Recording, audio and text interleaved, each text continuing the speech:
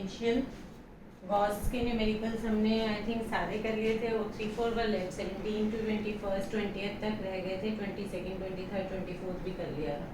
सो आज fresh topic हम potential शुरू करते हैं. In the end if you will have time then we will see if you can do 2-3 numericals. वैसे जो गॉस के रह गए they are easy ones, you can do that. So now we come to the potential.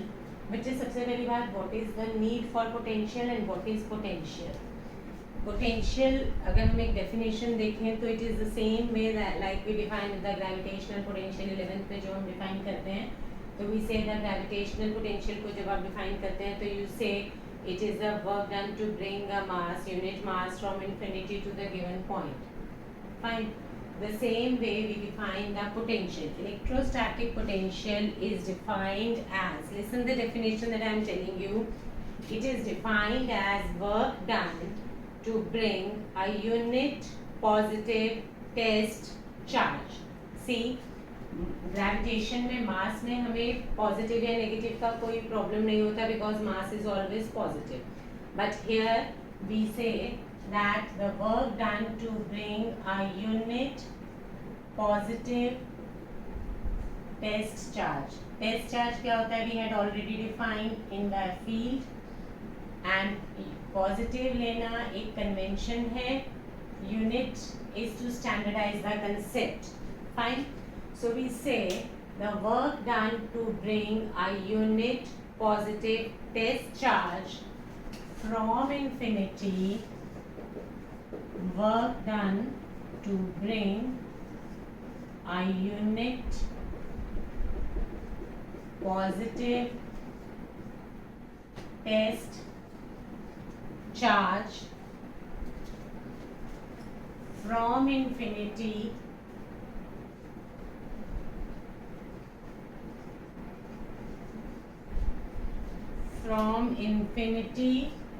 to the given point. जिस point पे आप लेकर आ रहे हैं उस पॉइंट तक लाने में स्टार्टिंग फ्रॉम इन्फिनिटी आपको कितना वर्क करना पड़ेगा, और जिस पॉइंट पे ला रहे हैं that should be in the field of some source charge. See, I have defined two types of charges over here. मैंने यहाँ दो चार्जेस का मेंशन किया है. First is the source charge, another is the test charge. So what am I saying? I say work done to bring a unit positive test charge from the infinity to the given point P in the field of some source charge. आपने कोई एक source charge लिया. For convenience मैं source charge positive ले रही हूँ बच्चे, और ये डेफिनेशन भी तभी वैलिड आएगी जब मेरा सोर्स चार्ज पॉजिटिव है. अगर हमारा सोर्स चार्ज नेगेटिव होगा तो ये वर्क डन नेगेटिव आएगा. That you will see. So if I have some source charge, अगर यहाँ पे मेरे पास कोई सोर्स चार्ज है, suppose this is the field of the source charge. वैसे तो field extends up to infinity. Field is defined as k q by r square. So when r tends to infinity, field tends to be 0. It means हम actually मेरे field infinity तक extend होना चाहिए, but this is a theoretical definition. अगर हम otherwise देखते हैं तो field of this charge is a region within which its effect can be felt. तो अब अगर आप इन्फिनिटी से इसके फील्ड में you take some source charge and from infinity, let us suppose I define this point as infinity, एक unit positive test charge को आप स्लोली स्लोली स्लोली ला रहे हैं. The word slowly should also be there, because जब हम इस charge को ला रहे हैं तो हम इसका मोशन एक्सेलरेटेड नहीं ले रहे. We are taking that we are bringing it so slowly so that इस पे नेट फोर्स किसी भी इंस्टेंट टाइम पे तो लग रहा है बट इसकी नेट एक्सेलरेशन नहीं है. फाइन. सो फोर्स इसलिए लग रहा है because you are the force is being exerted by this source charge. तो आप इन्फिनिटी से एक यूनिट पॉजिटिव टेस्ट चार्ज को उठाएंगे प्लस क्यू नॉट को, and you slowly bring it, then keep it at this point P. The work that you have to do to bring this charge from infinity to this point P, और यहाँ लाके हम रख देते हैं अगर इसको, so that work done is known as the potential. Fine. अब अगर ये पहली बार हमें वर्क क्यों करना पड़ेगा? If the source charge is positive, तो ये यूनिट पॉजिटिव टेस्ट चार्ज को क्या करेगा बच्चे, रिपेल करेगा।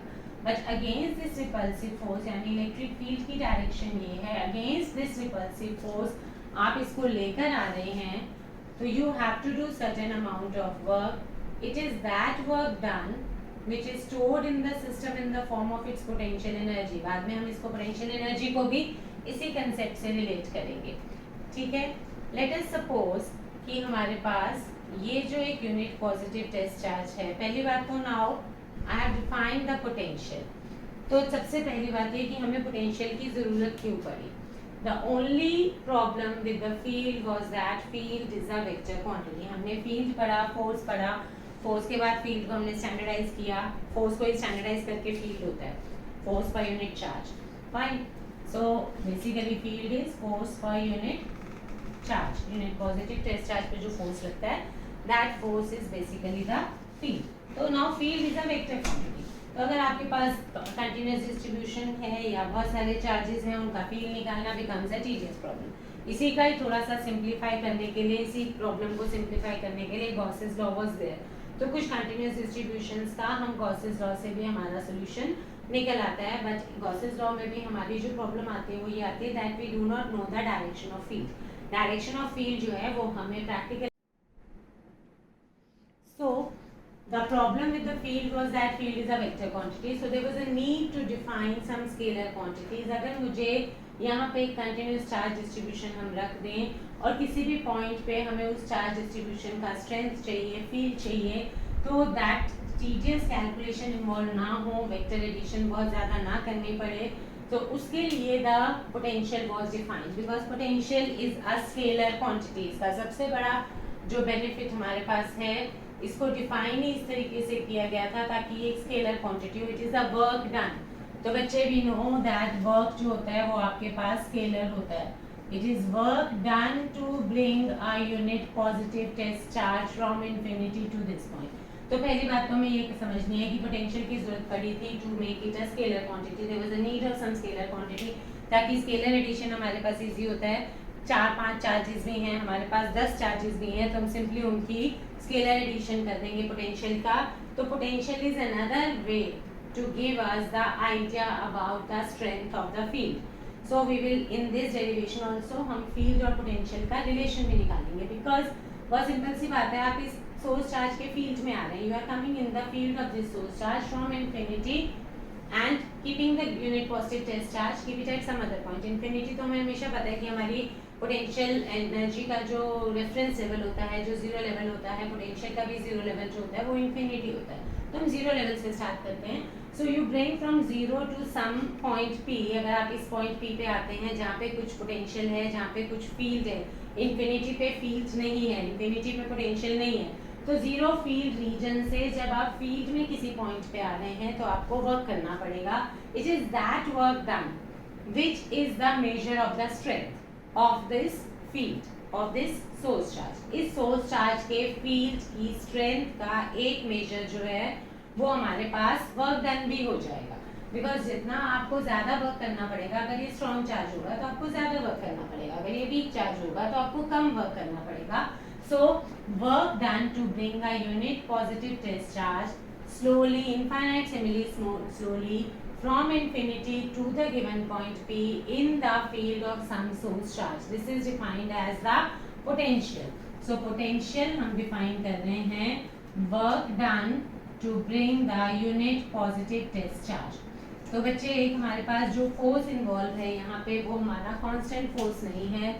इस डिस्टेंस पे 10 सेंटीमीटर डिस्टेंस है तो फोर्स आपका उसके प्रोपोर्शनल होगा, inversely proportional to square of that. We know that force is proportion F is equal to QE होता है बच्चे। So F is equal to अगर QE है तो this E is depending upon the distance square, inversely proportional to distance square. Since E is inversely proportional to distance square तो force is also inversely proportional to distance square. तो ये force हमारा distance पे dependent है, constant force नहीं है। और जब भी कांस्टेंट फोर्स नहीं होता है और आपको वेरिएबल फोर्स का वर्क डन निकालना है, then the method remains the same. We divide the whole path. हम पूरे पाथ में कोई एक आर्बिट्रेरी पोजीशन ले लेते हैं। Suppose I assume the position, let at any instant of charge my unit positive test, at any instant of time my unit positive test charge is at this position A, किसी भी instant of time पे unit positive test charge जो है वो A पे है.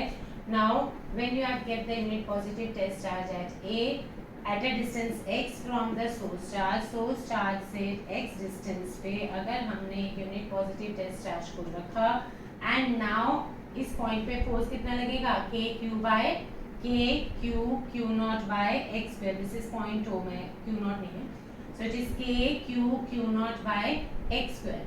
Then you displace it small, थोड़ा सा infinite simply small displacement dx देंगे अगेंस्ट दिस फोर्स. फील्ड की डायरेक्शन, फोर्स की डायरेक्शन वो आपके पास ये है, F is equal to Q naught E, F is equal to Q E, जो भी लिखेंगे उसकी डायरेक्शन ये है और डिस्प्लेसमेंट की डायरेक्शन हमारी अपोजिट है. तो this is force, this is displacement. तो इन दोनों के बीच का एंगल हमारे पास कितना है 180 डिग्री. यानी मोटे मोटे तौर पे the field is trying to repel the unit positive test charge और आप यूनिट पॉजिटिव टेस्ट चार्ज को इंफिनिटी से इस पॉइंट तक ला रहे हैं. सो उस पॉइंट तक लाने का वर्क डन निकालने के लिए हमने बीच में कोई आर्बिट्ररी पोजीशन ली, in between infinity and P के बीच में कोई एक पोजीशन ली point A. Let at any instant of time the charge is at point A. बेटा नोट्स में पूरी प्रॉपर डेरिवेशन आपको दी हुई है, you can go through it. मैं तो समझा रही हूँ and I am doing the mathematical part. So let at any instant of time the charge q naught is at a. To displace it further by the amount dx you have to do certain amount of work. That work done we are going to calculate and that work done per unit charge is going to be the potential. So the small amount of the work in order to displace this charge from A to B, this is from A to B. अगर A से B में इसको displace करती हूँ तो मुझे थोड़ा सा जो work dw work will be f dot dx. F is equal to q naught e dot dx. Work done is scalar quantity because it is a scalar product of two vectors here f and dx. Fine. So dw per unit charge q naught is equal to e dx cos pi. So cos pi is equal to -1. So it comes out to be minus e dx. So work done per unit charge is minus e dx. So what is e? E at this point will be minus k. इस point पे source charge क्या है capital Q.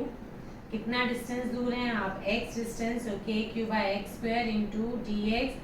The negative sign is because of cos pi. cos pi की value है -1. जितने भी non maths वाले बच्चे हैं उन्हें cos pi और sin pi की वैल्यूज याद रखनी है. I have told a number of times sin n pi is always 0 and cos n pi is equal to -1 raised to the power n. यानी cos की ऑड पाइज जो हैं वो नेगेटिव होती हैं और इवन पाइज जो हैं वो पॉजिटिव होती हैं. 5 पाई 3 पाई सब -1 है. cos 0 2 pi 4 pi 6 pi they are +1 और साइन की सारी पाई 0 हैं, चाहे वो 1 पाई हो 2 पाई हो इवन हो और हो anything. Fine. So minus K Q by X square D X and integrating between. अब आप कहाँ से कहाँ ला रहे हैं. This was only for this dx. तो अगर आपको पूरा वर्क डन निकालना है then you have to integrate from infinity to the point P. अगर आप पूरा वर्क डन निकालते हैं तो this is from infinity to the point P.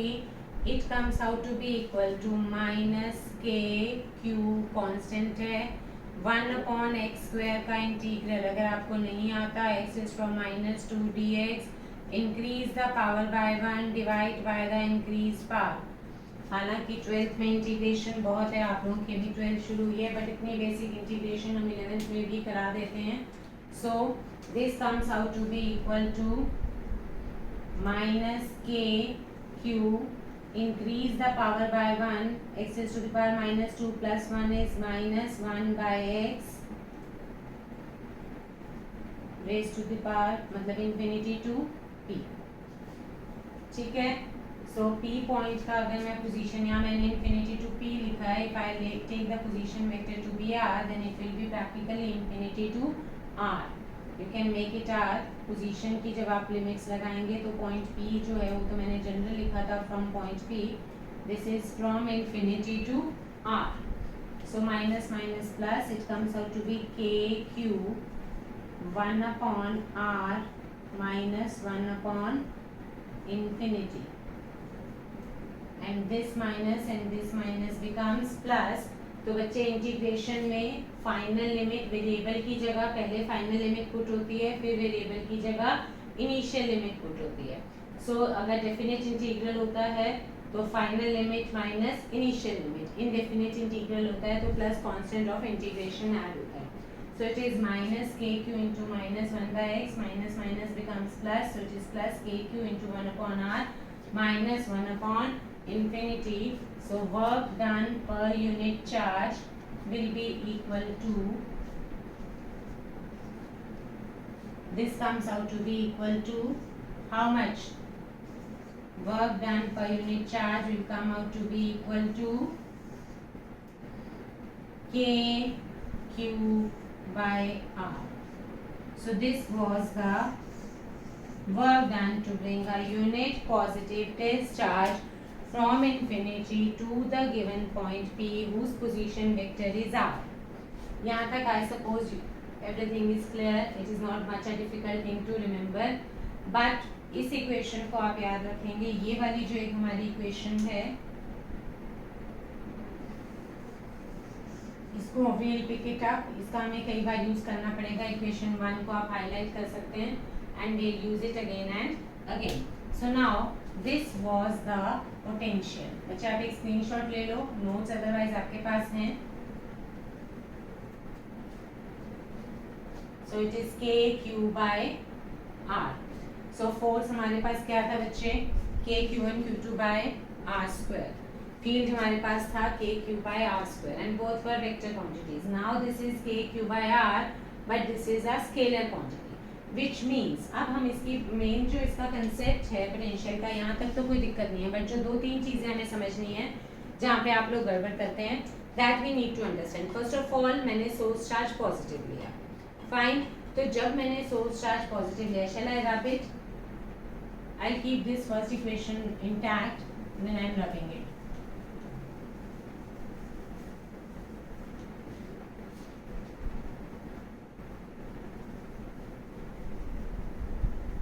So simultaneously you can do its unit also. अगर आप यूनिट करते हैं फिर हम इसके डिस्कशन पे आते हैं. It is work done per unit charge. तो वर्क डन पर यूनिट चार्ज का मीनिंग क्या हुआ बेटा? यूनिट कितनी हो गई?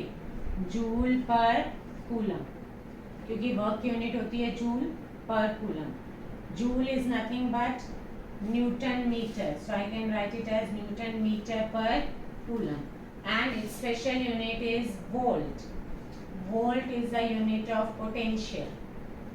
जैसे आप in the next chapter we start calling it voltage.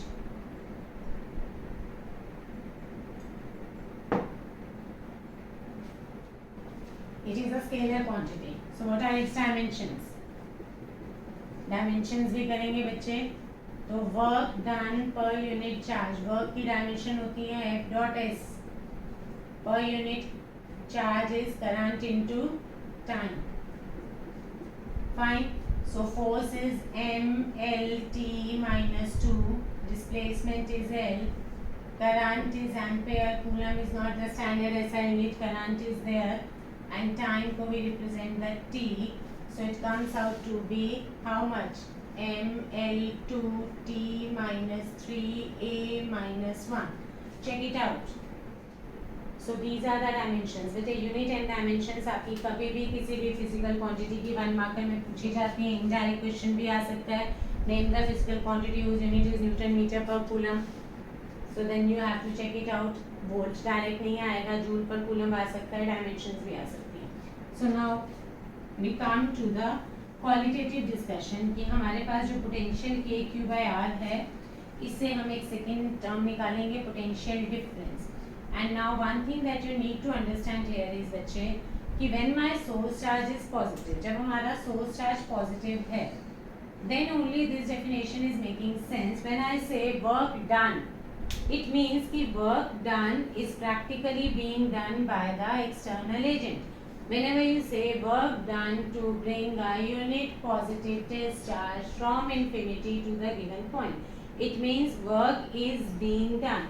Work has to be done by the external agent. तो एक्सटर्नल एजेंट को जो ये वर्क करना पड़ रहा है वो क्यों करना पड़ रहा है? Because the field is trying to repel the charge and take it from P to infinity, and the external agent is bringing it from infinity to P. That is why you have to do certain amount of work. Had this source charge been negative, अगर ये source charge हमारा negative होता बच्चे, तो infinity से P तक लाने में हमें work नहीं करना था. Electric field would have been radially inward. Field उसे खुद ही attract कर रहा है, तो unit positive test charge पे work कौन करता? Electric field, not the external agent. अब एक बात आपको वर्क चैप्टर में जो हम लोग हमेशा बताते हैं, जिसका वर्क डन पॉजिटिव है इट मीन्स कि वो वर्क करना पड़ेगा, हो रहा है, और जिसका वर्क डन नेगेटिव है इट मीन्स एक्चुअली वो वर्क नहीं करना पड़ रहा, work is done by something somebody else. Like what am I trying to say is that कि अगर आपका सोर्स चार्ज पॉजिटिव है and you have to do the work to bring the unit positive test charge from infinity to the point P, तो मेरा work done by the external agent from infinity to point P तक positive आ रहा है, अगर मेरा source charge जो है वो positive है तो। Is this point clear to you?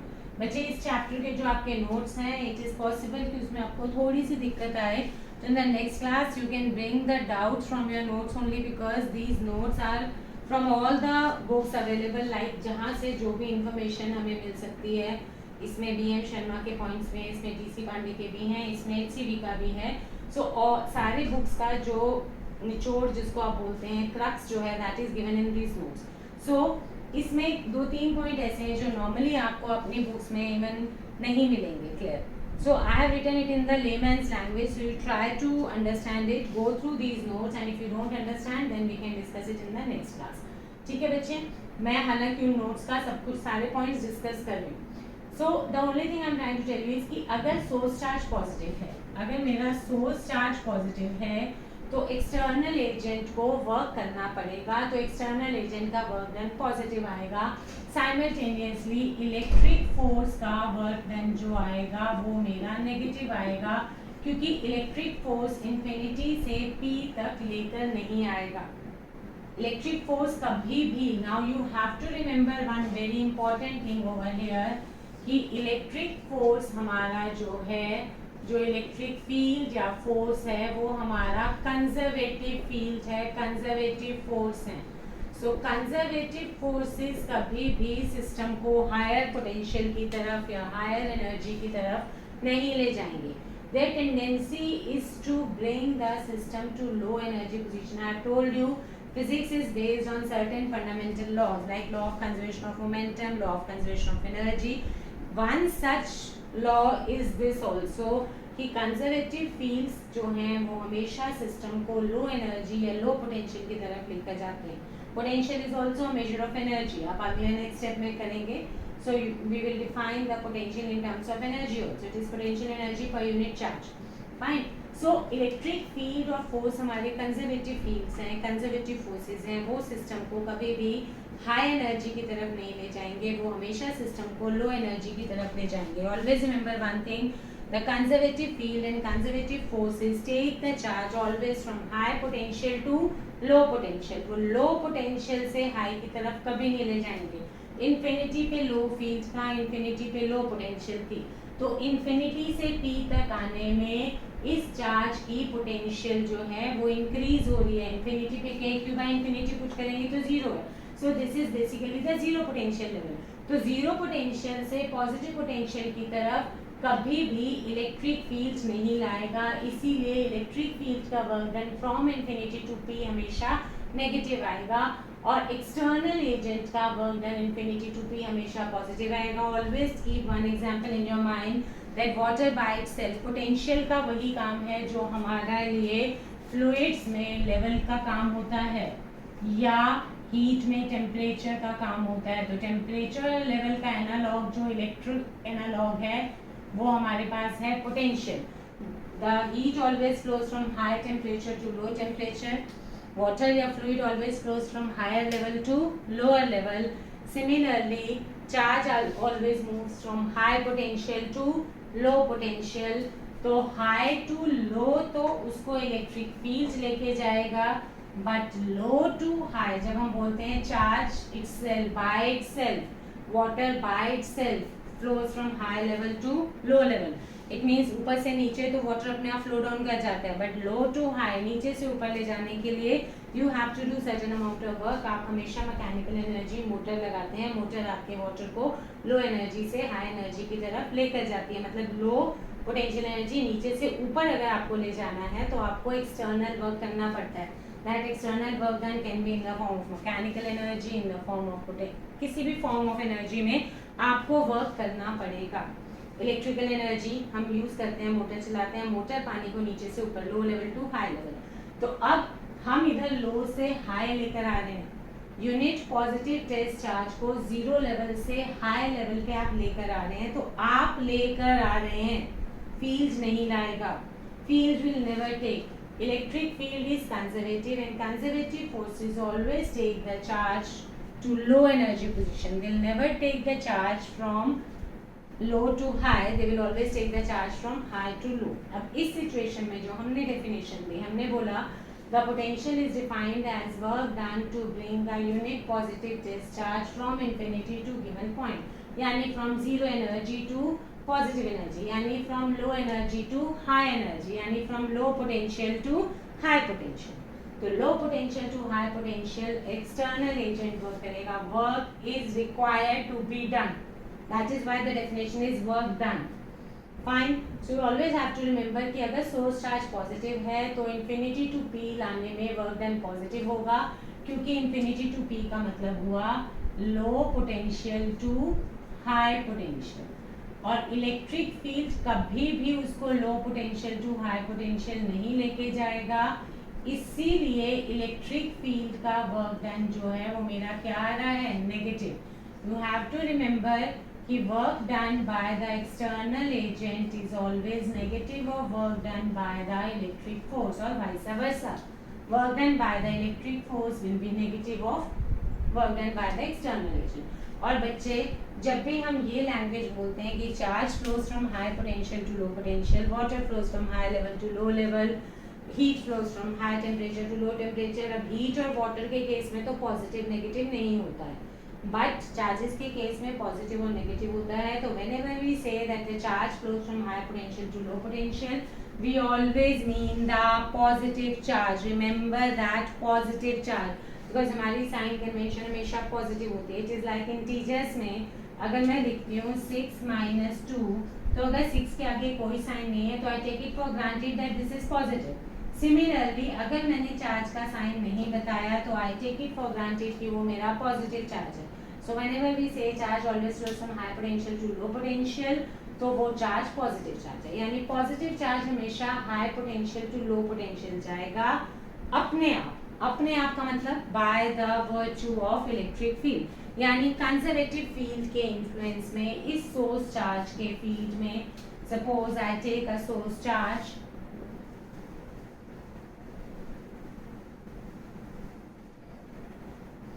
अब अगर ये मेरा सोर्स चार्ज है प्लस क्यू, इस सोर्स चार्ज के फील्ड में अगर मुझे हाई पोटेंशियल से लो पोटेंशियल आना है, so this is obviously this is low potential and this is high potential। तो अगर हमें low to high आना है तो हमें काम करना पड़ेगा, यानी some external agent has to do work, but यानी A to B work done by the external agent जो आएगा वो मेरा क्या आएगा, पॉजिटिव। तो external agent work कब करेगा, जब उसे low to high ले जाना, और B to A जो वर्क है, अगर यही चार्ज B to A जाएगा तो वो अपने आप जाएगा। आप चेक करके देख लीजिए, आपने यूनिट पॉजिटिव टेस्ट चार्ज रखी है, कुछ रटने की जरूरत नहीं है। यूनिट पॉजिटिव टेस्ट चार्ज को ये पॉजिटिव चार्ज हमेशा क्या करेगा, रिपेल करेगा। अगर रिपेल करेगा तो उसे B से A की तरफ तो इलेक्ट्रिक फील्ड ही ले जाएगा, आपको ले जाने की जरूरत ही नहीं पड़ेगी।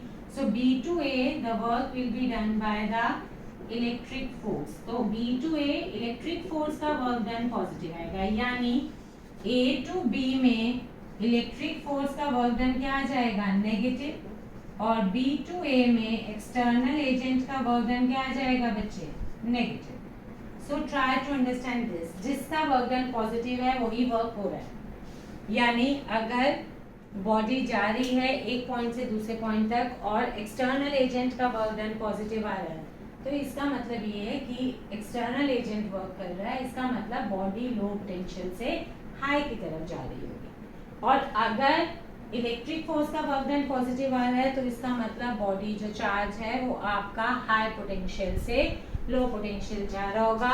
Conservative field or force always take the charges from high potential to the low potential. This is the main concept that you need to understand in this chapter. इसके बिना आप लोगों को बच्चे दिक्कत हो जाएगी। Fine.